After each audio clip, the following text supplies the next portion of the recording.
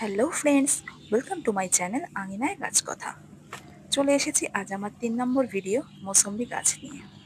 আমার বাড়িতে অনেকগুলি মোসম্বি গাছ আছে, তার মধ্যে একটিতে এখনো অবধি ফল আছে। এই ফলগুলো ২ মাস আগে গাছে ধরেছিল, এখনো পর্যন্ত গাছে আছে, যদিও সবকটি নেই, কয়েকটা পড়ে গেছে, সেগুলো খাওয়া হয়ে গেছে।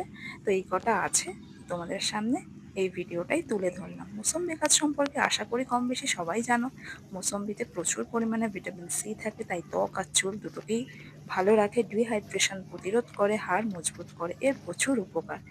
এই ফল কিন্তু মিষ্টিও হয়, কিছু কিছু ফলে আবার টক রসও থাকে, এটি খাওয়া খুবই উপকার।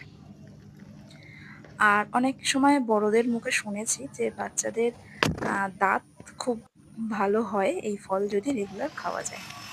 তো আরও একটা কথা, এই গাছ যদি বসাতে চাও বর্ষার শেষের দিকে বসানোর চেষ্টা করবে, তাহলে গাছটা ঠিকঠাক হয়।